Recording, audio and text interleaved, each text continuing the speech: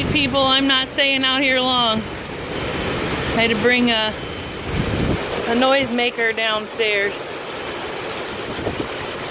Whew. Windy pretty good here. Heard some glass breaking earlier.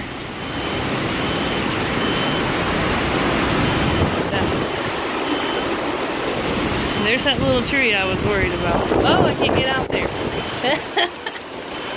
Waterproof foam doesn't do much good in this. See it?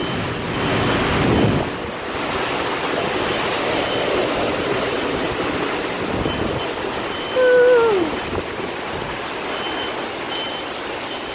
You can't even see that tree anymore. Although I do have more water coming down off my porch, I think, than I do. Well, not on that street, maybe on this street. But we definitely need some drip edge. Landlord. I don't know if it survived.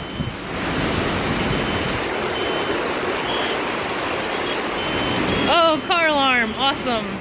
I wondered if that was the right place to park your car out in the middle of that parking lot too, but those people have been long gone since Tuesday, so there's some trash cans, large dumpsters over there too. You can't see them through the wind and rain, but they were banging around earlier too. And now some thunder and I'm going back inside. Bye people.